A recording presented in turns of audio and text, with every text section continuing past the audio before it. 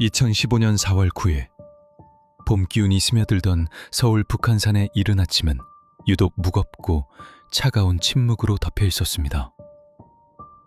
산비탈을 오르던 수색대의 눈앞에 한 남자의 고독한 마지막이 모습을 드러냈습니다. 그는 한때 대한민국 정재계를 주름잡았던 거대 기업의 회장이자 전직 국회의원이었습니다. 스스로 생을 마감한 그의 시신 주변에는 그 흔한 유서 한 장 떨어져 있지 않았습니다. 하지만 경찰이 현장을 통제하고 그의 차가운 외투 주머니를 조심스럽게 확인했을 때 세상을 발칵 뒤집어 놓을 작고 얇은 종이 한 장이 발견됩니다. 그것은 가로 10cm, 세로 10cm 남짓한 평범한 메모지였습니다. 그러나 그 안에 잉크가 채 마르지 않은 듯 꾹꾹 눌러 쓴 8명의 이름, 그리고 그 옆에 적힌 구체적인 숫자의 나열은 결코 평범하지 않았습니다. 그 이름들은 하나같이 당시 대한민국 최고 권력의 정점에 서 있던 자들이었습니다. 누군가에게는 그저 작은 종이 조각에 불과했을 이 메모는 곧바로 대한민국 헌정사상 가장 충격적인 정치 스캔들을 알리는 서막이자 죽은 자가 산자들에게 남긴 차가운 선전포고였습니다. 이 사건의 숨겨진 진실을 끝까지 따라가고 싶다면 지금 구독과 알림 설정을 해주시고 듣고 싶은 다음 사건을 댓글로 남겨주세요. 사건의 발단은 그날 새벽으로 거슬러 올라갑니다. 오전 5시 11분경 서울 강남구 청담동 자택을 나선 한 남자가 흔적도 없이 사라졌습니다. 가족의 다급한 실종 신고가 접수된 직후 경찰은 즉각적인 내사와 위치 추적에 돌입했습니다. 기지국 데이터 분석 결과 그의 휴대전화 신호가 마지막으로 잡힌 곳은 종로구 평창동 일대였습니다. 수백 명의 경찰 병력과 수색견 그리고 헬기까지 동원된 대대적인 수색 작전이 펼쳐졌습니다. 그가 일반적인 단순 가출자가 아니었기 때문입니다. 수색망을 좁혀가던 중 결국 북한산 형제봉 인근에서 그의 흔적이 발견되었습니다. 그는 바로 경남기업 전 회장이자 전 국회의원이었던 성환종이었습니다. 현장에 도착한 과학수사대는 철저하게 현장 보존을 지시하며 외부인의 출입을 전면 통제하는 폴리스 라인을 쳤습니다. 제3자의 개입이나 타사 혐의점을 찾기 위한 1차적인 현장 감식이 엄격하게 이루어졌지만 누군가 강제로 위해를 가한 의심할 만한 흔적은 발견되지 않았습니다. 모든 정황과 과학적 증거가 그가 스스로 벼랑 끝에 서는 선택을 했음을 가리키고 있었습니다. 그러나 현장 수사관들의 예리한 시선이 머문 곳은 그의 유류품이었습니다. 철저한 증거 수집 매뉴얼에 따라 시신의 옷주머니를 샅샅이 확인하던 감식반의 손끝에 무언가 잡혔습니다.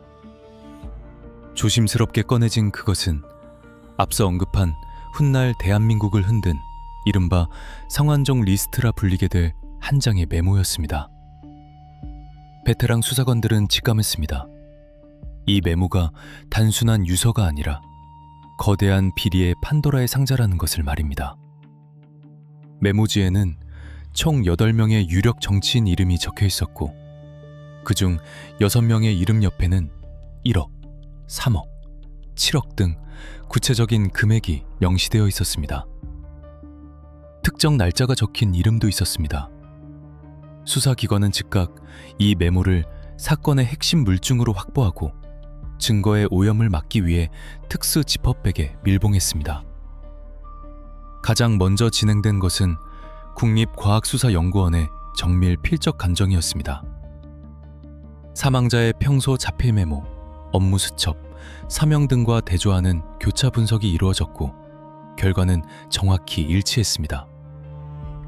그가 죽음 직전 마지막으로 자신의 기억을 쥐어짜내어 남긴 기록임이 과학적인 수사기법을 통해 증명된 순간이었습니다.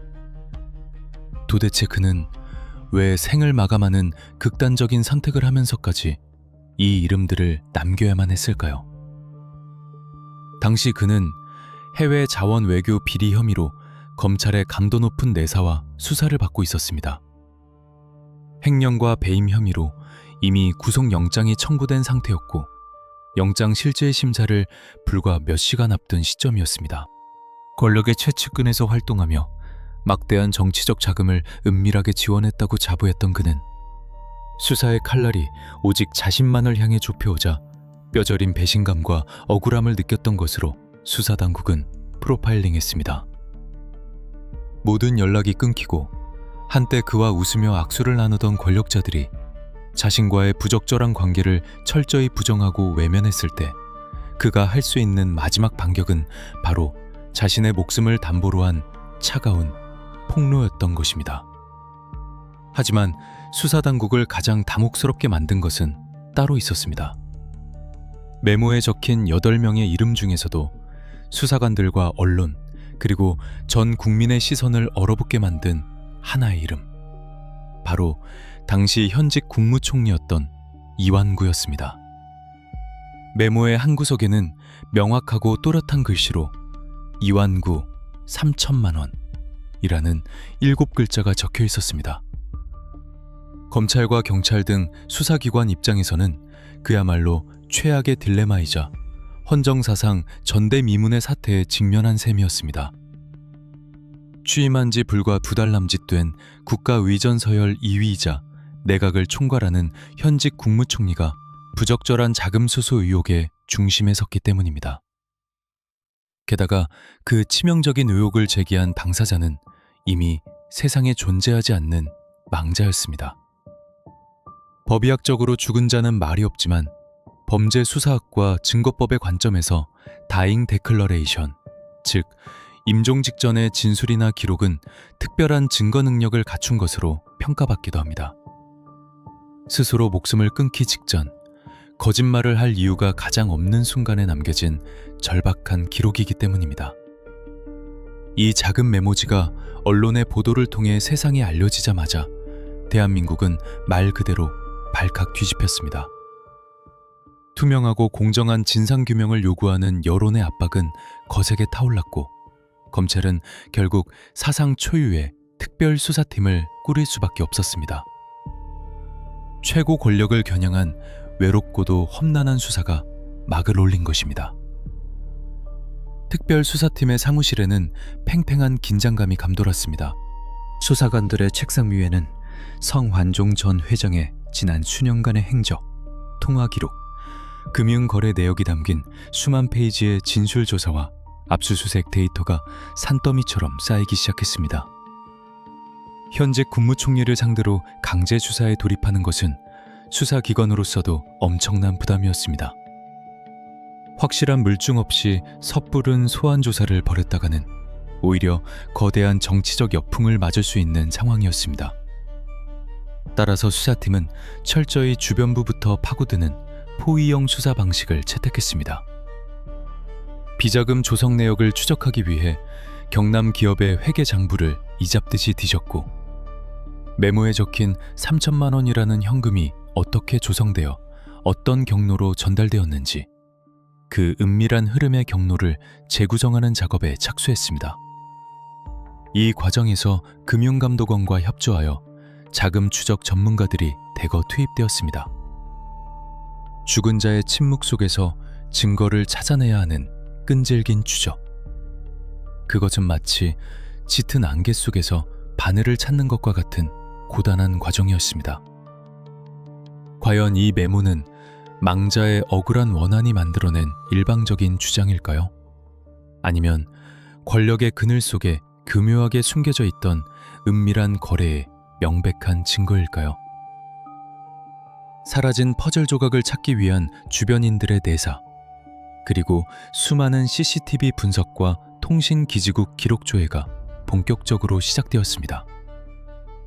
현직 총리의 방어막은 견고했고 수사관들은 그 철옹성을 무너뜨리기 위한 치밀하고도 차가운 싸움을 준비해야만 했습니다.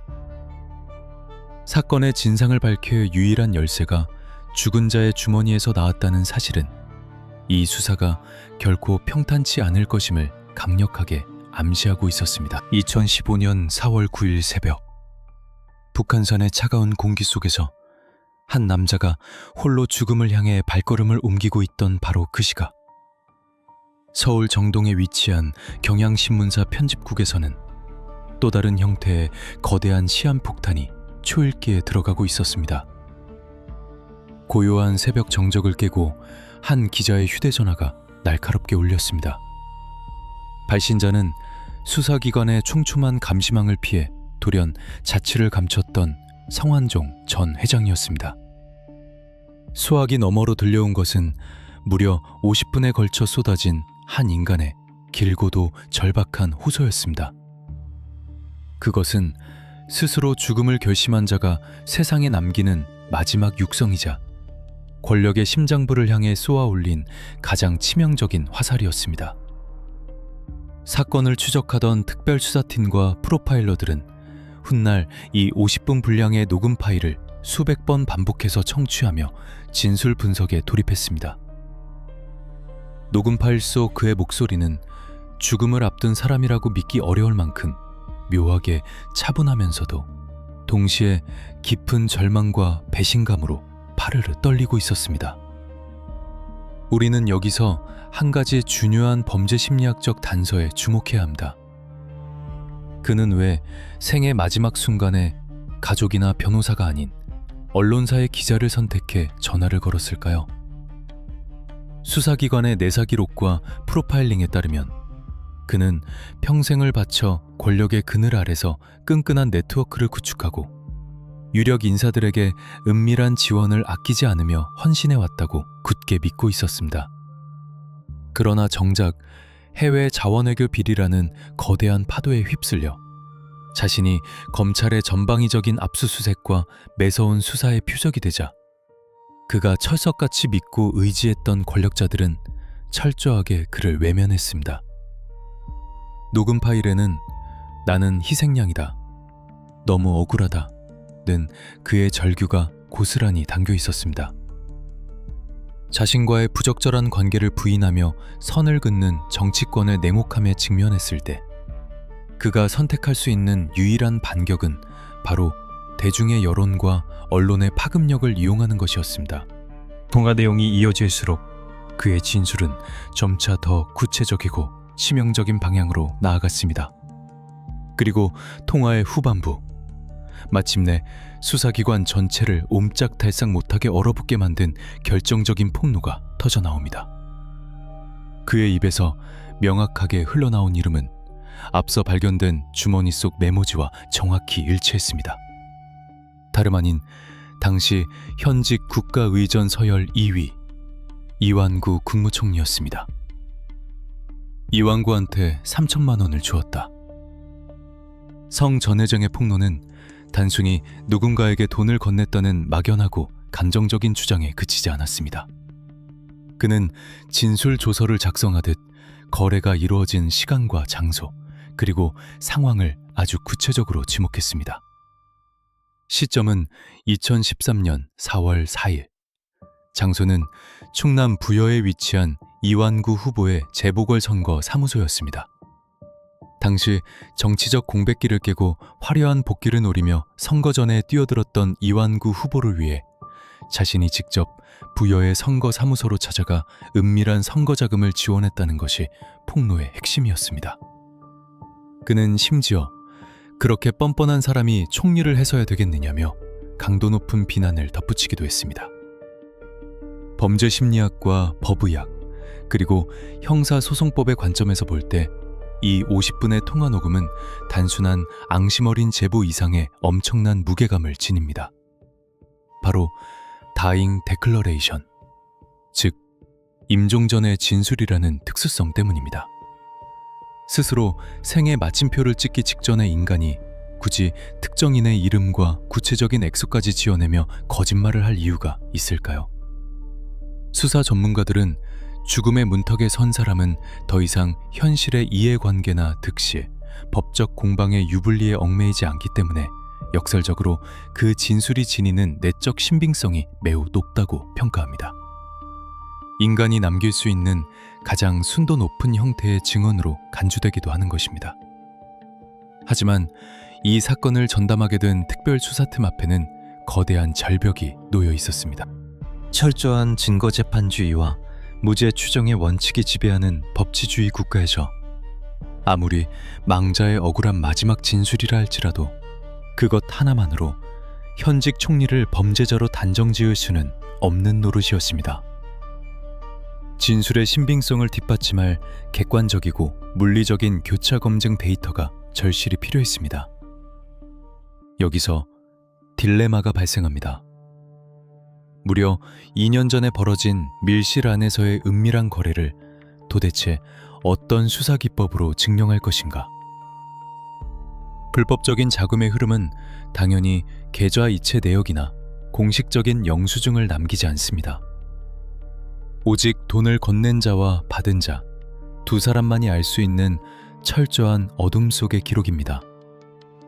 그런데 한 명은 이미 진실을 품은 채 세상을 떠났고 남은 한 명은 부가 권력의 정점에서 모든 의혹을 강하게 부정하고 있는 상황. 이것은 수사기관 입장에서 가장 풀기 힘든 제로섬 게임이었습니다. 녹음 파일이 경향신문 지면과 방송을 통해 전 국민에게 공개되자 대한민국 사회는 엄청난 충격에 휩싸였습니다. 국무총리라는 막중한 자리가 지니는 도덕성에 치명적인 금이 가면서 진상규명을 요구하는 여론의 압박은 걷잡을 수 없이 거세졌습니다. 특별수사팀 수사관들은 밤을 새워가며 50분 분량의 음성 파일을 수천 번 쪼개어 분석했습니다.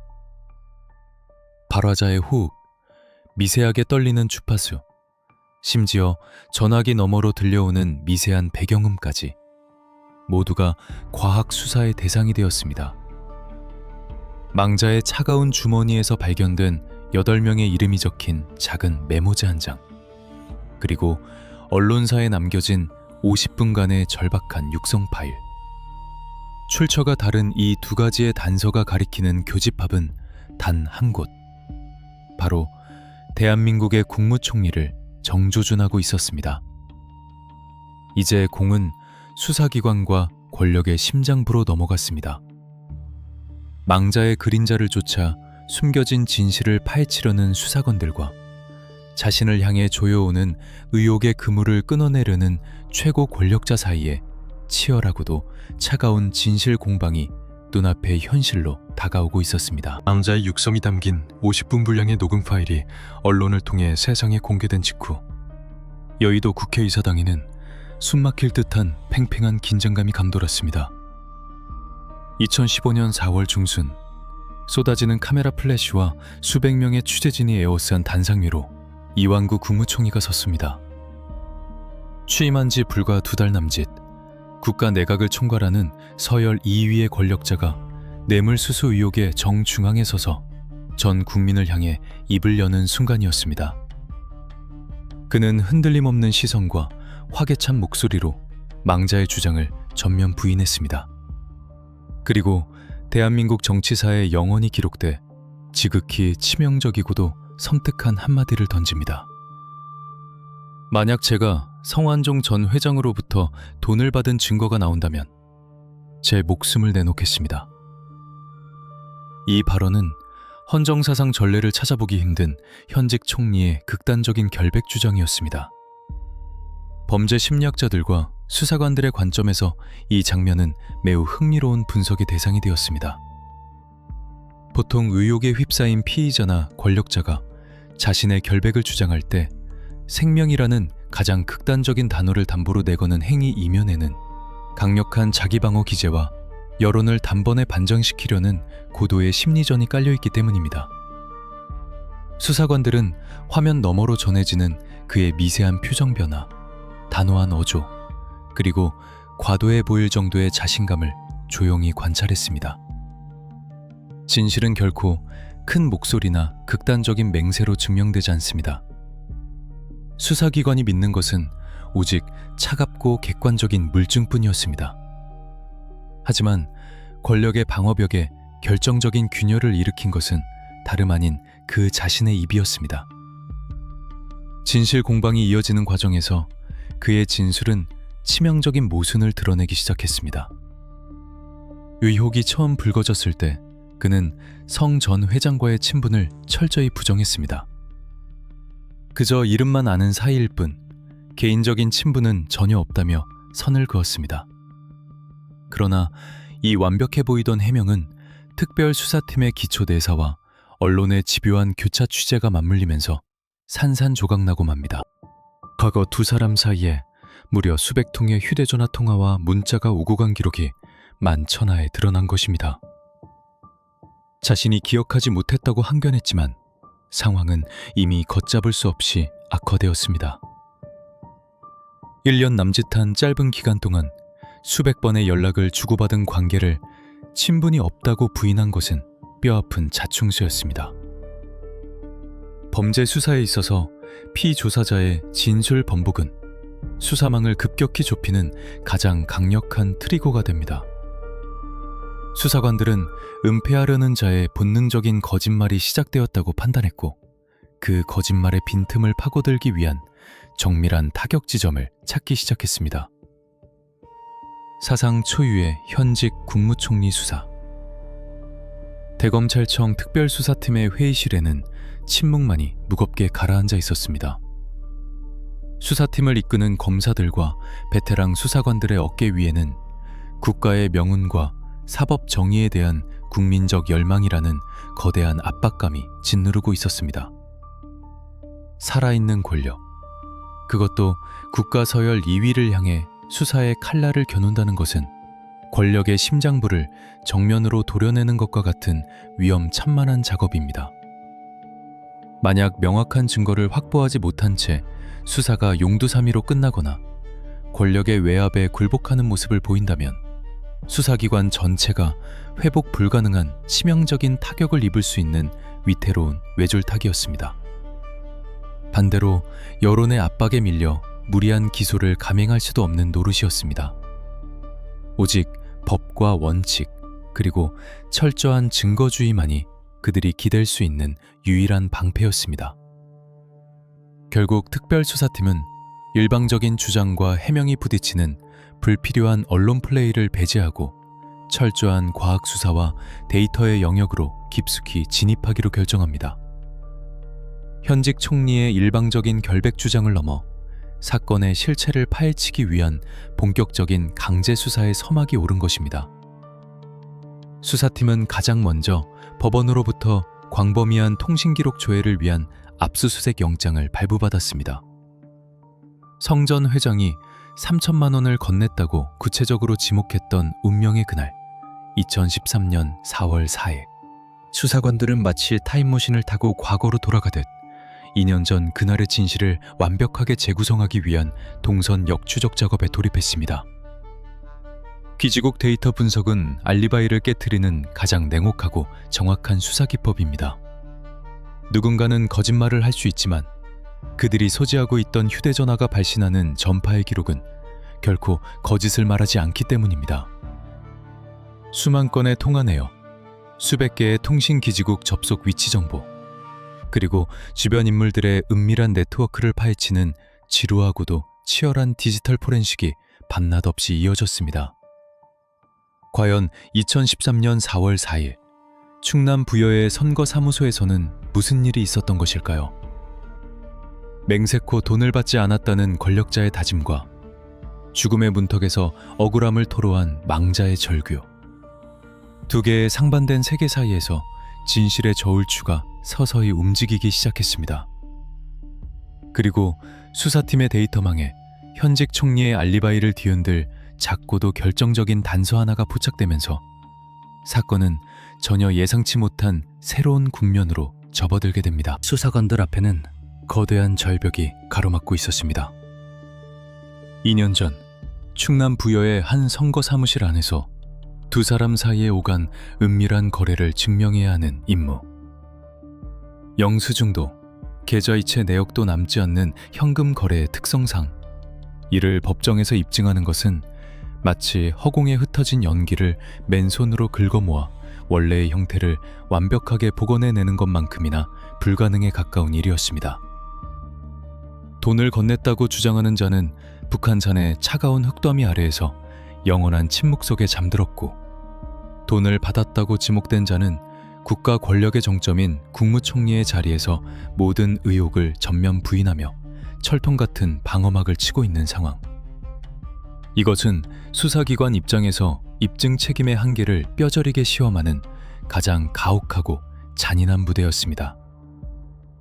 통상적으로 뇌물이나 불법적인 자금 수수 사건을 수사할 때 혐의를 입증할 가장 결정적인 스모킹건은 언제나 계좌에 남겨진 금융거래 내역과 현장을 비추고 있는 CCTV 영상입니다.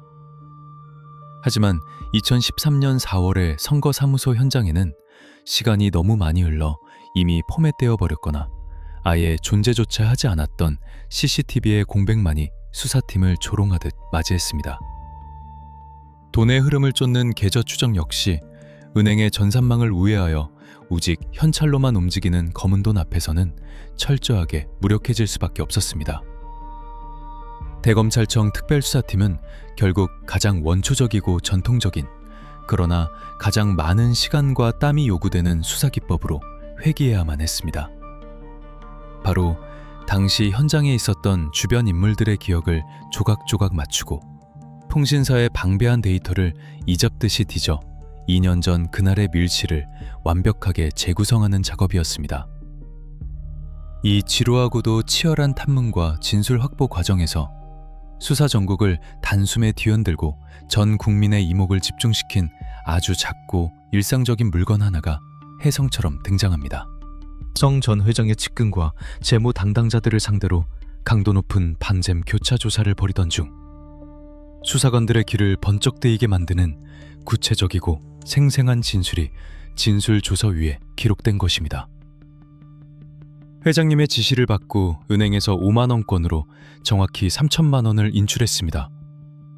그리고 그 현금 다발을 시중에서 파는 비타 500 종이박스 안에 빈틈없이 꽉 채워 담았습니다. 비타 500 박스. 누구나 동네 편의점이나 약국에서 흔히 볼 수 있는 너무나도 평범하고 일상적인 자양강장제 음료 상자였습니다. 베테랑 수사관들은 직감적으로 이 진술이 지니는 엄청난 파괴력과 수사적 가치를 단숨에 깨달았습니다. 왜 하필 서류 가방이나 검은 비닐봉지가 아닌 비타 500 박스였을까요? 범죄 행동 분석과 프로파일링의 관점에서 볼 때 이것은 철저하게 계산된 고도의 위장 전술이었습니다. 당시 선거사무소에는 이왕구 후보의 복귀를 취재하려는 수많은 언론사 기자들과 지지자, 자원봉사자들로 북새통을 이루고 있었습니다. 그런 공개된 장소에서 검은색 서류 가방이나 두툼하고 불룩한 돈봉투를 들고 나타나는 것은 타인의 의심 어린 시선을 끌기에 십산입니다.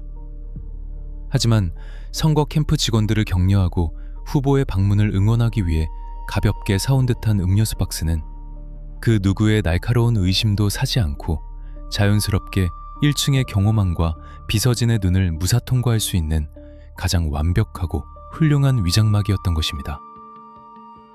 수사팀을 더욱 경악하게 만든 사실은 따로 있었습니다. 과학수사 요원들이 직접 시중은행에서 5만원권 지폐 3천만 원어치, 즉 600장을 인출하여 실험에 돌입했습니다.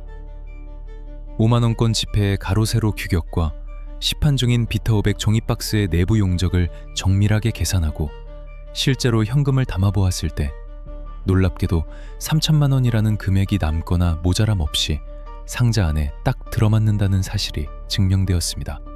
이것은 결코 누군가 머릿속의 상상력만으로 지어낼 수 없는, 직접 그 상자에 돈을 우겨 넣어본 경험이 없이는 묘사하기 불가능한 소름 돋는 디테일이었습니다. 특별수사팀은 이 비타 500 상자 진술을 확고한 뼈대로 삼아 2013년 4월 4일의 타임라인을 분단위로 치밀하게 복원하기 시작했습니다. 가장 먼저 착수한 것은 두 사람의 휴대전화 통신 기지국 위치 데이터 교차 검증이었습니다. 디지털 포렌식 팀이 투입되어 성 전 회장의 차량이 부여 요금소를 통과한 고속도로 하이패스 전산 기록을 확보했습니다. 이어서 그의 휴대전화 전파 신호가 부여 선거사무소 인근의 통신기지국 안테나에서 포착된 시간을 특정했습니다. 그리고 그와 정확히 동일한 시간대에 이완구 총리의 휴대전화 신호 역시 같은 기지국 섹터 반경 안에서 머물고 있었다는 움직일 수 없는 디지털 증거를 확보해냈습니다. 죽은 자의 처절한 육성 증언과 측근의 일관된 진술이 거짓을 말하지 않는 과학적인 통신 위치 데이터와 완벽하게 톱니바퀴처럼 교차하며 맞아떨어지는 경이로운 순간이었습니다. 이에 그치지 않고 수사관들은 직접 부여로 내려가 대대적인 현장 검증에 나섰습니다. 비록 선거가 끝난 지 오래되어 당시의 상호서 인테리어는 모두 철거되고 사라진 상태였지만 수사팀은 구청에서 당시 건물의 건축 도면을 입수하고 캠프 관계자들을 대동하여 동선을 입체적으로 시뮬레이션했습니다. 성 전 회장이 차에서 내려 계단을 올라간 동선, 사무실 유리문을 열고 들어가 수많은 인파를 뚫고 이완구 후보를 대면한 위치, 그리고 단둘만의 은밀한 독대를 위해 임시로 마련되었던 칸막아기 안에 이른바 VIP룸의 구조까지 샅샅이 복원했습니다. 측근들의 진술에 따르면 성 전 회장은 수행원을 물리치고 비타 500박스를 직접 손에 든 채 그 VIP룸으로 들어갔고 잠시 후 빈손으로 유유히 걸어놓았다고 했습니다.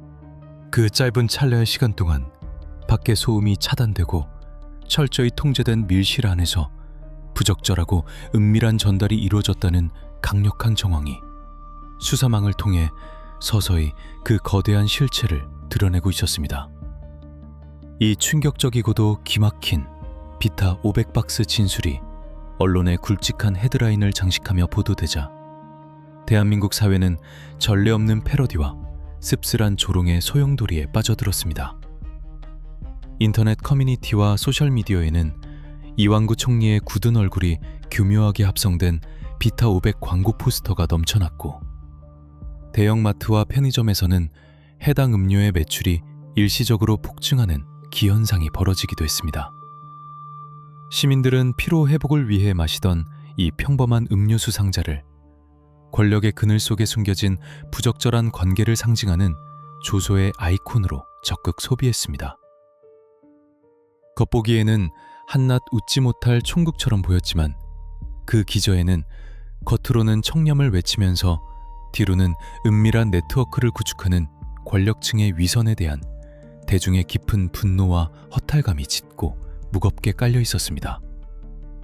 하지만 수사팀에게 쏟아지는 대중의 뜨거운 호응이나 조롱은 냉철한 수사 과정에서는 철저히 배제되어야 할 감정적인 소음일 뿐이었습니다.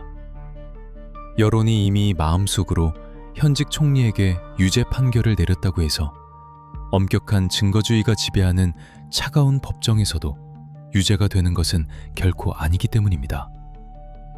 수사관들의 눈빛은 여전히 얼음장처럼 차가웠고 어깨는 무거웠습니다. 비타 500 상자라는 구체적인 정황 증거가 산더미처럼 쌓이고 기지국 데이터가 일치하더라도 여전히 결정적인 직접 증거의 빈고리가 존재했습니다.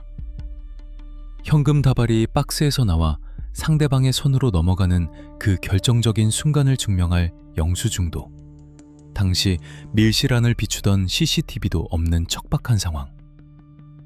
결국 이 치열한 창과 방패의 법적 공방, 그 승패를 가를 마지막 열쇠는 현장에 있었던 사람들의 입술에 달려 있었습니다. 특별수사팀의 매서운 시선은 이제 2년 전 그날 두 사람과 가장 가까운 거리에 서 있었던 자들을 정조준하기 시작했습니다. 박스를 직접 들고 계단을 올라갔던 성 전 회장의 운전기사, 현장의 묘한 공기를 목격했을지도 모르는 비서관들, 그리고 권력의 짙은 그림자 속에서 이 모든 상황을 지켜보고도 침묵을 강요받아야만 했던 숨겨진 목격자들. 권력의 방어벽을 사수하려는 자들과 미세한 틈새를 비집고 들어가 진실을 끄집어내려는 수사팀의 진짜 혈투는 바로 이 이름 없는 수행원들의 진술 조서 위에서 본격적으로 타오르기 시작했습니다. 수사관들의 차갑고도 집요한 밤샘 신문이 굳게 닫힌 밀실의 문을 열기 위해 서서히 속도를 내고 있었습니다. 아무리 정교하게 맞춰진 퍼즐이라도 결정적인 한 조각이 빠져 있다면 전체 그림을 완성할 수 없습니다. 수사관들의 집요한 추적 끝에 통신기지국 데이터의 일치, 그리고 비타 500박스라는 구체적이고도 강력한 정황 증거가 확보되었습니다. 하지만 이 모든 것은 어디까지나 정황일 뿐이었습니다. 철저히 통제된 밀실 안에서 오직 두 사람만이 마주한 채 이루어진 은밀한 거래를 직접적으로 증명할 물증은 여전히 존재하지 않았습니다. 영수증도, 계좌의 송금 내역도, 현장을 조용히 비추고 있어야 할 CCTV 영상도 없는 완벽한 사각지대. 수사관들은 직감했습니다. 이 견고하고 차가운 침묵의 벽을 깨트릴 수 있는 유일한 무기는 결국 현장에 있었던 사람의 입이라는 것을 말입니다. 대검찰청 특별수사팀의 매서운 칼끝은 이제 2년 전 그날 두 사람의 가장 가까운 거리에서 어둠 속에 조용히 서 있었던 수행원들과 비서관들을 정조준하기 시작했습니다. 대검찰청의 특별조사실 공기는 얼음장처럼 차갑고 건조했습니다. 창문 하나 없는 비좁은 방, 벽에 걸린 시계의 날카로운 초침 소리, 그리고 베테랑 수사관과 참고인 사이를 가로막은 차가운 철제 책상만이 존재했습니다. 수사기관은 현재 살아있는 권력, 그것도 현직 국무총리의 최측근들을 상대로 강도 높은 조사를 벌여야 하는 만큼 언론의 노출과 외부의 압력을 철저히 차단한 채 심야 비공개 소환을 이어갔습니다. 조사실 내부에서 벌어지는 상황은 단순한 질문과 답변의 연속이 아니었습니다. 진실을 필사적으로 감추려는 자와 그것을 어떻게든 끄집어내려는 자 사이에 고도의 심리전, 즉 치밀하게 계산된 신문의 기술이 쉴 새 없이 교차하는 숨막히는 전쟁터였습니다. 수사관들은 미리 확보한 디지털 통신 데이터와 동선 기록을 철저히 은폐한 채 덫을 놓듯 날카롭고 예리한 질문들을 던지며 참고인들의 진술 조서를 한 장 한 장 채워나갔습니다. 조착 상태에 빠져있던 수사에 결정적인 돌파구를 열어준 것은 고 성완종 전 회장의 운전기사와 수행비서 등 이른바 내부자들의 일관된 진술이었습니다. 한때 권력의 비호를 기대했으나 이제는 모실 주군을 잃고 벼랑 끝에 선 이들에게 더 이상 진실을 숨기며 거짓말을 할 동기는 남아있지 않았습니다. 그들은 2013년 4월 4일의 그날을 마치 어제일처럼 생생하게 증언하기 시작했습니다. 회장님을 모시고 부여 선거사무소로 내려갔습니다. 그리고 차에서 내릴 때 묵직한 그 비타 500박스를 직접 들고 올라가셨습니다. 운전기사의 이 담담한 진술은 앞서 디지털 포렌식으로 확인된 고속도로 톨게이트 통과 기록 및 부여 기지국 안테나 전파 데이터와 단 1초의 오차도 없이 완벽하게 맞아떨어졌습니다. 특히 당시 지근거리에서 성 전 회장을 보좌했던 수행비서의 증언은 굳게 닫혀있던 밀실의 문고리를 비틀어 여는 결정적 열쇠가 되었습니다. 사무실 안에는 취재진과 사람들로 북적거렸지만 회장님은 이완구 후보와 단둘이서 VIP룸이라 불리는 칸막이 안으로 들어가셨습니다. 그리고 잠시 후 독대를 마치고 나오실 때 들고 들어가셨던 그 상자는 손에 없었습니다. 건네준 자는 분명히 무언가를 내려놓았다는 수사관들이 그토록 애타게 찾던 퍼즐의 핵심 조각이 맞춰지는 순간이었습니다. 반면 어떻게든 권력의 방어선을 사수해야만 하는 이완구 총리 측의 보좌진과 측근들은 철저하게 알리바이를 조립하며 반격에 나섰습니다. 수사기관에 소환된 그들의 진술은 하나같이 사전에 약속이라도 한 듯 정교하게 일치했습니다. 그날 선거사무소에는 기자들과 지지자들이 수십 명 몰려있어 발 디딜 틈조차 없었습니다. 후보님은 쏟아지는 일정 팟에 너무 바빠서 성 전 회장과 단둘이 밀실에서 독대할 시간적 여유 자체가 절대적으로 불가능했습니다. 이들은 현직 총리의 무고함을 증명하기 위해 1분 단위로 빽빽하게 짜여있던 그날의 공식 일정표를 방패막이로 내세웠습니다. 수많은 눈이 지켜보는 공개된 장소에서, 그것도 총각을 다투는 선거 유세 중에 부적절한 자금이 오갈 수 없다는 논리였습니다. 표면적으로 볼 때 그것은 상식적이고 완벽해 보이는 방어벽이었습니다. 하지만 범죄 수사의 역사에서 완벽해 보이는 거짓말일수록 아주 작은 균열에서부터 참혹하게 무너지기 마련입니다. 특별수사팀 산하의 디지털 포렌식 전문 수사관들이 이 총리 측 캠프 관계자들의 과거 컴퓨터 하드디스크와 이메일 서버를 압수수색하여 데이터를 복원하는 과정에서 매우 치명적이고 노골적인 증거인멸의 정황을 포착해낸 것입니다. 죽은 자의 메모가 언론을 통해 최초로 보도되고 수사망이 좁혀오기 시작한 직후, 누군가 급박하게 2013년 4월 4일자 캠프의 일정표 원본 파일을 삭제하고 유리한 방향으로 조작하려 한 디지털 흔적이 고스란히 발견되었습니다. 심야 조사실 수사관들이 이 복원된 원본 파일과 조작의 흔적이 담긴 로그 기록을 말없이 책상 위에 올려놓는 순간, 끝까지 결백을 주장하며 굳게 닫혀있던 측근들의 입술이 미세하게 떨리기 시작했습니다. 프로파일러들은 이 미세한 동공의 흔들림과 침묵을 통해 방어 기제가 붕괴되었음을 정확히 읽어냈습니다. 결정적인 물증 앞에서의 대질신문과 압박이 쉴 새 없이 이어지자 난공불락 같았던 권력의 알리바이는 도미노처럼 처참하게 무너져 내렸습니다. 사실 그날 성혜정이 사무소에 방문한 것은 맞습니다. 그리고 아주 짧은 시간이었지만 두 분이 VIP 룸에서 독대를 하셨을 가능성도 배제할 수는 없습니다.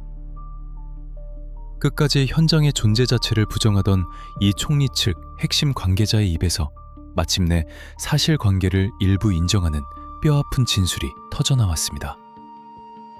밀실은 존재했고 독대도 분명히 이루어졌습니다.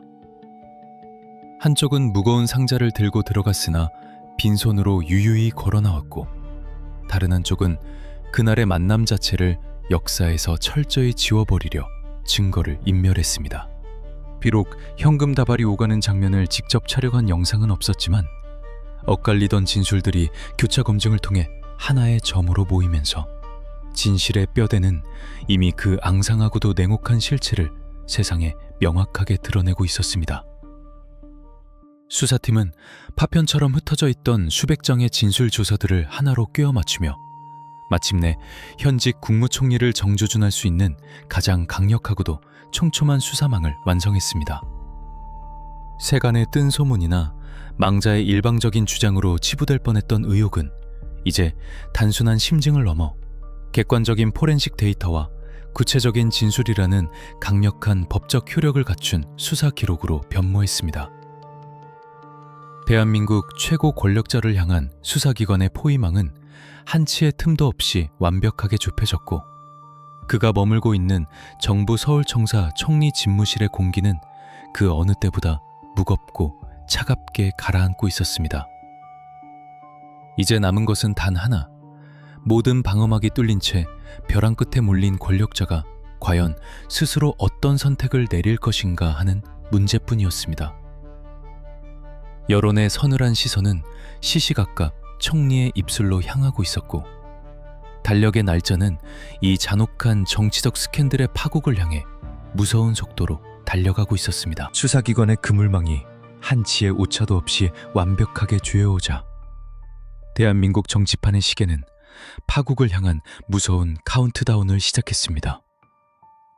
철저히 통제된 어둠 속에 영원히 묻힐 줄 알았던 2년 전 밀실의 진실. 그러나 끈질긴 디지털 포렌식 데이터와 알리바이가 붕괴된 측근들의 엇갈린 진술 조서가 언론을 통해 연일 생중계되듯 쏟아지면서 현직 국무총리를 향한 여론의 압박은 마침내 돌이킬 수 없는 임계점을 돌파해버렸습니다. 엎친 데 덮친 격으로 당시 대한민국 국정의 최고 책임자인 대통령은 중남미 순방을 위해 기나긴 해외 출장길에 오른 상태였습니다. 국가의 정상 외교가 진행되는 동안 국내에는 거대한 권력의 공백이 발생했고, 내각을 총괄하며 흔들림 없이 국정을 책임져야 할 서열 2인자가 도리어 특검과 검찰 특별수사팀의 최우선 강제 수사 타깃이 되어버린 헌정사상 초유의 기형적인 사태가 대한민국 한복판에서 벌어진 것입니다. 정치라는 냉혹하고도 계산적인 체스판 위에서 검찰의 압수수색 영장이나 차가운 진술조서만큼이나 권력자를 두렵게 만드는 것은 바로 민심의 이반입니다. 초반만 하더라도 야당의 무리한 정치 공세라며 이완구 총리를 향해 견고한 방어막을 쳐주던 집권 여당의 기류 역시 비타 500박스라는 구체적인 정황과 기지국 데이터의 일치 앞에서는 급격히 차갑게 식어갔습니다. 수사관들이 들이민 객관적인 데이터는 정치적 수사나 변명으로 덮을 수 있는 성질의 것이 아니었습니다. 다가올 선거와 당의 존립이라는 지극히 현실적인 득실의 계산표 위에서 불법적인 자금 수수 의혹의 한가운데 선 총리를 계속 안고 가는 것은 곧 정권 전체에 걷잡을 수 없는 공멸을 의미했습니다. 결국 어제의 동지들은 권력의 꼬리 자르기를 위해 냉정하게 등을 돌렸고, 여당 내부의 은밀한 네트워크에서조차 자진 사퇴를 강력하게 촉구하는 서늘한 목소리가 퍼져나오기 시작했습니다. 대중의 절대적인 지지를 잃은 권력이 얼마나 순식간에 앙상해지고 완벽하게 고립되는지를 보여주는, 권력의 가장 잔인하고도 씁쓸한 민낯이 드러나는 순간이었습니다. 자신의 목숨까지 담보로 내걸며 버티고 버티던 이완구 총리의 철옹성도 결국 여론이라는 거대한 파도와 수사팀의 냉혹하고 촘촘한 그물망 앞에서는 모래성처럼 허물어질 수밖에 없었습니다. 2015년 4월 20일 늦은 밤, 국민의 눈과 귀가 뉴스 속보에 쏠려있던 자정 무렵, 굳게 닫혀있던 정부 서울청사 총리실의 문 너머로 한 줄기 짧고 무거운 소식이 전해졌습니다. 지구 반대편에 머물고 있던 대통령에게 전자결제 시스템을 통해 전격적으로 사의를 표명한 것입니다. 만약 단돈 1원이라도 받은 증거가 나온다면 목숨을 내놓겠다며 결백을 호소하던 그의 강렬하고 극단적이었던 맹세는 결국 차가운 수사 기록과 싸늘하게 식어버린 대중의 분노 앞에 씁쓸하게 무릎을 꿇고 말았습니다. 며칠 뒤 이임식이 열린 청사의 풍경은 묘한 적막감마저 감돌았습니다. 쏟아지는 카메라 플래시 세례 속에서 굳게 입을 다문 채 관용차에 오르는 그의 빈모습은 화려했던 국가 최고위직의 명예로운 퇴장이라기보다는 쫓기듯 무대에서 내려오는 자의 어두운 그림자에 훨씬 더 가까웠습니다. 청사를 빠져나가는 검은색 세단이 차가운 아스팔트 도로 위로 멀어지는 순간, 대한민국의 기록은 새롭게 쓰였습니다. 그가 국무총리라는 막중한 자리에 머문 시간은 단 63일. 이는 대한민국 헌정사상 선출되거나 정식 임명된 국무총리 중 가장 짧은 재임 기간이라는 지울 수 없는 치명적인 불명예로 역사에 깊게 새겨졌습니다. 경찰 최이직 간부로 공직에 입문하여 도지사를 거쳐 거대 집권 여당의 원내대표까지 무려 수십 년의 세월 동안 치밀하고 견고하게 쌓아 올렸던 그의 화려한 정치적 금자탑은 단 하루아침에 산산조각나고 말았습니다. 평생을 바쳐 쟁취했던 국가 의전 서열 2위라는 막강한 권력조차도 인적 드문 상기슭에서 차갑게 식어간 망자의 외투 주머니 속 가로 세로 10cm 남짓한 얇은 메모지 한 장이 품고 있던 엄청난 폭발력을 끝내 견뎌내지 못한 것입니다. 누군가는 이를 두고 죽은 자가 산자를 끌어내린 처절한 복수극이라 불렀고, 누군가는 권력의 그늘 속에 숨겨져 있던 은밀한 거래가 과학 수사 앞에 덜미를 잡힌 사필귀정이라 평가했습니다. 하지만 어느 쪽이든 이 사건이 한국 정치사에 남긴 상흔은 너무나도 깊고 뚜렷했습니다. 이 짧았던 63일의 궤적은 우리에게 범죄 수사학과 권력의 본질에 관한 묵직한 질문을 던집니다. 진실은 과연 권력의 거대한 힘으로 통제되고 은폐될 수 있는가? 압수수색 영장과 통신기지국 데이터, 복원된 삭제 파일, 그리고 어둠 속에 침묵하던 수행원들의 진술조서가 한데 얽히면서 만들어낸 수사기관의 차가운 팩트 폭격은 그 어떤 화려한 정치적 수사나 기가 막힌 벙치적 수사나 언론 플레이보다도 훨씬 더 날카롭고 치명적이었습니다. 진실을 덮으려 했던 얄팍한 거짓말들은 프로파일링과 교차 검증 시스템 앞에서 스스로 모순을 드러내며 자멸의 길을 걸었습니다. 하지만 국무총리직 사태는 이 거대한 스캔들의 끝이 아니었습니다. 오히려 그것은 훨씬 더 잔혹하고 기나긴 싸움의 서막에 불과했습니다. 국가가 제공하던 모든 정치적 방어막과 특권이 완전히 해제된 자연인 신분으로 전락한 그를 기다리고 있는 것은 오직 증거재판주의와 차가운 법리만이 지배하는 서늘한 법정에서의 치열한 법적 공방이었습니다. 정치적 유죄 판결은 이미 대중의 여론과 사퇴라는 형식을 통해 내려졌지만 범죄 사실의 유무를 가리는 사법적 유죄 판결이라는 진정한 심판의 무대는 이제 막 그 무거운 막을 올릴 준비를 하고 있었습니다. 과연 죽은 자의 다잉 베클러레이션과 정황 증거들만으로 그 은밀했던 거래를 법의 이름으로 완벽하게 단죄할 수 있을까요? 자연인 신분으로 전락한 전직 국무총리가 서야 할 다음 무대는 대중의 감정이나 정치적 득실이 철저히 배제된 차갑고 건조한 공판정이었습니다. 정치라는 체스판 위에서는 대중의 분노와 여론의 압박만으로도 치명적인 유죄 판결이 성립되었지만 사법부의 판단은 전혀 다른 차원의 문제였습니다. 엄격한 증거재판주의와 무죄 추정의 원칙이 지배하는 법정은 수사기관에게 있어 가장 잔인하고도 철저한 검증의 시험대입니다. 대검찰청 특별수사팀은 수개월간 밤을 새워가며 수집한 통신기지국 위치 데이터, 동선기록, 엇갈리는 측근들의 진술조서, 그리고 복원된 삭제 파일 등 방대한 양의 수사기록을 수레에 싣고 결전의 장소인 법정으로 향했습니다. 권력의 심장부를 정조준했던 검찰과 평생 쌓아온 명예와 남은 여생을 걸고 방어벽을 쳐야 하는 이완구 전 총리 측 변호인단의 피말리는 법리 공방이 마침내 무거운 막을 올렸습니다. 1심 재판의 분위기는 팽팽한 긴장감 속에서도 특별수사팀이 주도권을 쥐고 가는 듯 보였습니다.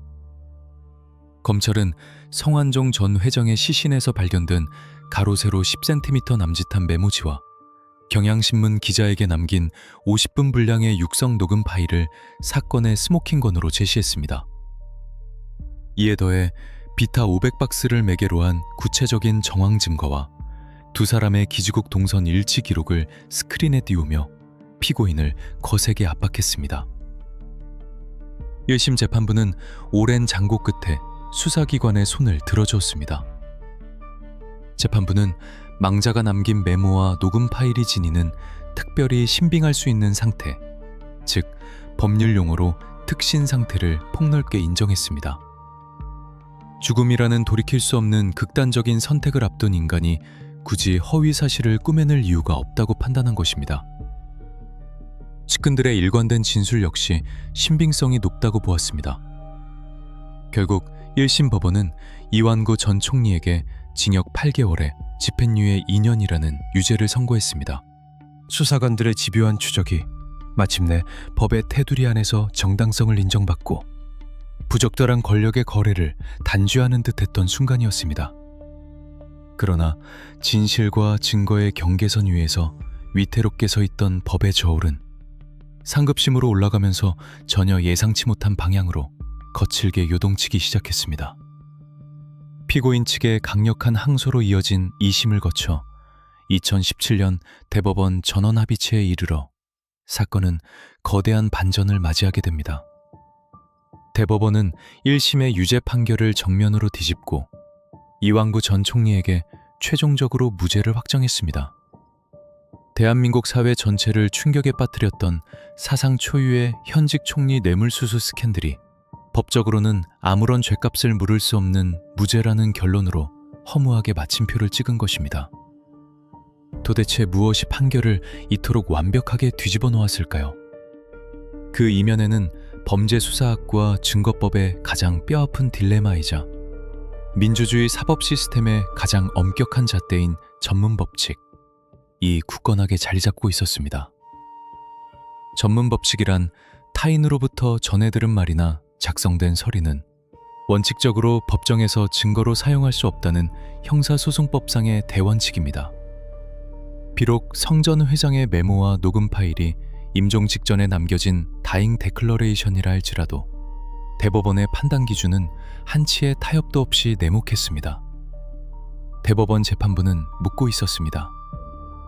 죽은 자가 남긴 기록이 진실일 확률이 높다는 심증은 있지만 피고인 측은 망자를 상대로 그 진술의 모순을 따져 묻거나 방어할 기회를 영원히 박탈당하지 않았는가?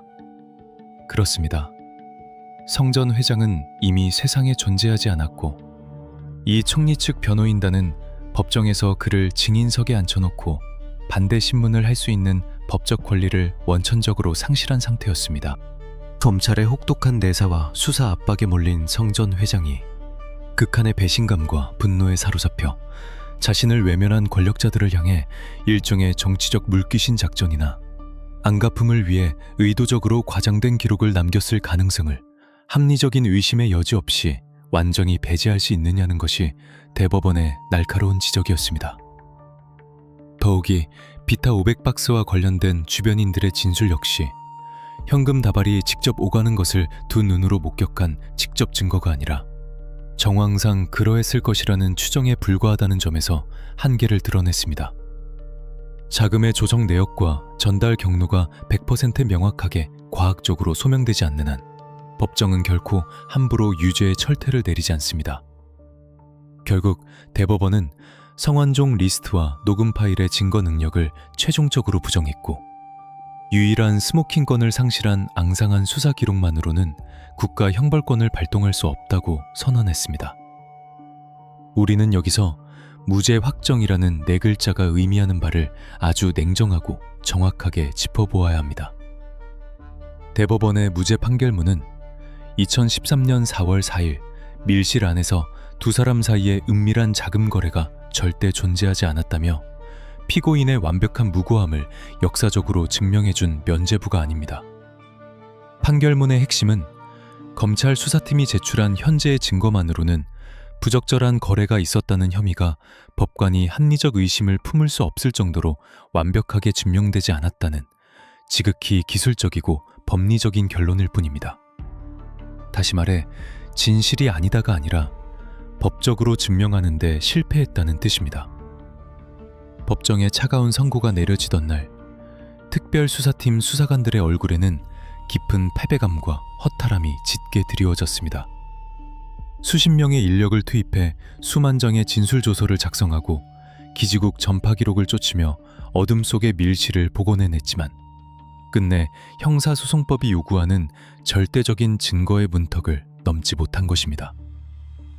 이것이 바로 법치주의 국가에서 수사기관이 마주해야만 하는 가장 차갑고도 잔인한 현실입니다. 100명의 범죄자를 놓치더라도 단 한 명의 억울한 사람을 만들지 않겠다는 무죄 추정의 원칙. 그 숭고한 법적 이상을 지키기 위해 역설적으로 실체적인 진실이 증거 부족이라는 합법적인 방패 뒤로 영원히 몸을 숨기게 되는 모순의 경계선. 정치적 생명을 잃고 법적 무죄를 얻어낸 권력자는 홀로 쓸쓸히 법정에 나섰습니다. 손목에 채워질 뻔했던 수갑은 피했지만 그가 국민들 앞에서 극단적인 맹세까지 해가며 지키고자 했던 명예와 신뢰는 이미 돌이킬 수 없이 산산조각나 있었습니다. 법의 심판은 여기서 멈추었지만 권력의 짙은 그늘 속에 숨겨진 부적절한 네트워크의 민낯을 두 눈으로 똑똑히 목격한 대중들의 마음속에는 결코 지워지지 않는 찝찝하고도 서늘한 의구심이 깊숙이 뿌리를 내렸습니다. 재판은 끝났지만 과연 진실의 추적도 여기서 영원히 막을 내려야 하는 것일까요? 시간은 차갑게 흐르고 세상에 끓어오르던 분노도 결국 세월의 무게에 눌려 조금씩 옅어지기 마련입니다. 2021년 10월 14일 기나긴 혈액암 투병 끝에 이완구 전 국무총리는 71세를 일기로 세상을 떠났습니다. 북한산 형제봉 상기슭에서 스스로 생을 마감한 상완종 전 회장의 차가운 시신이 발견된 지 무려 6년이라는 시간이 흐른 뒤였습니다. 자신의 절망과 억울함을 호소하며 수사기관과 권력자들을 향해 앙심 어린 폭로를 던지고 죽음을 택한 자. 그리고 만약 단 1원이라도 돈을 받은 증거가 나온다면 자신의 목숨을 기꺼이 내놓겠다며 벼랑 끝에서 결백을 부르짖었던 자. 2013년 4월 4일 충남 부여의 선거사무소 밀실 안에서 벌어졌던 은밀한 만남의 진실을 온전히 알고 있는 단 2사람의 당사자가 모두 영원한 침묵의 세계로 넘어가 버린 것입니다. 법원의 최종 판결문에 기록된 무죄라는 건조한 2글자 이면에 숨겨진 오직 2사람만이 기억하고 있을 진짜 진실은 결국 미완의 퍼즐로 남아 역사라는 거대한 무덤 속으로 영영 가라앉고 말았습니다. 우리는 이른바 상완종 리스트라 불리는 이 거대하고도 쓸쓸한 정치 스캔들 앞에서 범죄 수사의 본질과 사법 정의의 한계를 다시 한번 냉정하게 되짚어 보아야 합니다. 대법원의 무죄 확정 판결은 사법 시스템이 이완구 전 총리에게 완벽한 도덕적 면죄부를 부여했다는 뜻이 결코 아닙니다. 그것은 단지 망자의 메모와 50분 분량의 육성 녹음 파일, 그리고 주변인들의 엇갈린 진술 조서만으로는 헌법이 요구하는 합리적 의심을 배제할 만한 엄격한 증명에 도달하지 못했다는 형사소송법상의 뼈아픈 선언일 뿐입니다. 100명의 범죄자를 놓치더라도 단 한 명의 억울한 사람을 만들지 않아야 한다는 증거재판주의의 숭고한 대원칙. 수사관들은 통신기지국 전파 데이터와 디지털 포렌식을 통해 그날 밀실에서의 만남 자체는 과학적으로 증명해냈지만 결국 눈에 보이지 않는 현금이 상자에서 나와 상대방의 손으로 넘어가는 그 은밀하고도 치명적인 찰나를 법정에서 시각적으로 재구성하는 데는 실패하고 말았습니다. 하지만 수사기관의 그 차가운 패배가 이 사건의 본질을 덮을 수는 없습니다. 이 사건은 단지 한 명의 유력 정치인이 낙마하고 사법적 공방을 벌인 개인의 일탈을 넘어서 대한민국 정경유착의 가장 깊고 어두운 심연을 적나라하게 폭로한 역사적 기록입니다. 겉으로는 투명하고 공정한 시스템을 외치면서도 막대한 선거자금과 권력의 유지를 위해 어둠 속에서 거미줄처럼 촘촘하게 얽혀있는 은밀한 로비 네트워크. 수많은 기업인들은 권력의 비호와 특혜를 얻기 위해 이 부적절한 관계망에 수십억 원의 자금을 쏟아붓고 권력자들은 그 검은 돈을 자양분 삼아 더 높은 정치적 사다리를 오릅니다. 상완종 전 회장이 절망 속에서 남긴 8명의 이름과 구체적인 액수들은 누군가에게는 한낱 허무맹랑한 거짓말로 치부되었을지언정 대한민국 최고위층 사이에서 관행이라는 이름으로 자행되어 온 권력의 뒷거래가 얼마나 끔찍하고 일상적으로 이루어지고 있는지를 생생하게 증언하는 다잉 데클러레이션이었습니다. 무엇보다 이 사건이 대중의 뇌리에 남긴 가장 서늘한 흉터는 지극히 평범하고 일상적인 사물들이 권력의 부패를 상징하는 소름 돋는 아이콘으로 전락했다는 사실입니다. 직장인들이 피로를 풀기 위해 무심코 집어드는 500ml짜리 비타 500 종이상자, 누군가의 책상 위에 굴러다닐 법한 가로 세로 10cm 크기의 노란색 메모지 한 장. 일상 속에서 아무런 위협도 되지 않던 이 작고 평범한 사물들은 어떻게 수천만 원의 현금 다발을 위장하는 가장 완벽한 밀수품 용기로 둔갑하고 또 대한민국 의전 서열 2위를 자리에서 끌어내리는 가장 치명적인 살생부로 변모했을까요? 이것은 인간의 끝없는 탐욕과 권력에 대한 맹목적인 집착이 빚어낸 현대 정치사에 기록된 가장 씁쓸하고 기괴한 블랙 코미디였습니다. 그 평범한 종이 상자 하나에 수십만 명의 청년들이 좌절하고 분노하는 불공정한 특권의 무게가 고스란히 담겨 있었던 것입니다. 대법원의 최종 판결 이후 이완구 전 총리는 짧았던 63일간의 불명예스러운 꼬리표를 평생 달고 다녀야만 했습니다. 법정의 망치는 그에게 씌워진 법적인 족쇄를 풀어주었지만 국민들의 차가운 시선과 역사라는 더 거대하고 준엄한 법정은 끝내 그에게 완벽한 신뢰를 돌려주지 않았습니다. 밀실 문고리를 잡았던 자들의 엇갈린 진술, 삭제되었다 복원된 알리바이 조작의 디지털 흔적들, 그리고 망자가 죽음 직전 언론을 향해 토해냈던 그 절박한 50분의 육성. 비록 이 모든 파편들이 사법부의 높은 벽을 온전히 넘지는 못했을지라도 수사관들이 밤을 새워가며 추적했던 그 진실의 조각들은 이미 국민들의 마음속에 지워지지 않는 거대한 판결문으로 깊게 새겨졌습니다. 진실은 때로는 법전의 테두리를 교묘하게 빠져나가 영원한 미제 사건처럼 남기도 하지만 침묵하는 다수의 대중은 그 숨겨진 실체를 결코 잊지 않고 역사의 한 페이지에 차갑게 기록합니다.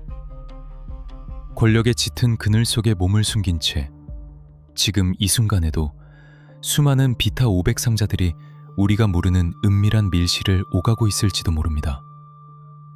망자의 주머니 속에서 시작된 폭로극은 당사자들의 죽음과 무죄 판결로 표면적인 마침표를 찍었지만 그 이면에 또아리를 틀고 있는 권력의 그림자와 탐욕의 카르텔은 여전히 대한민국의 어두운 이면에서 그 생명력을 끈질기게 이어가고 있습니다.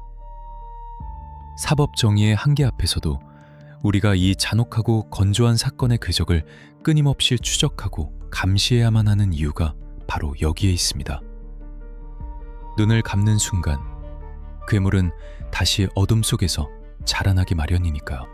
권력의 깊은 곳에 숨겨진 진실은 겹겹의 방어막에 둘러싸여 있지만 누군가의 집요한 추적과 날카로운 기록 앞에서는 반드시 그 앙상한 뼈대를 세상 밖으로 드러내기 마련입니다.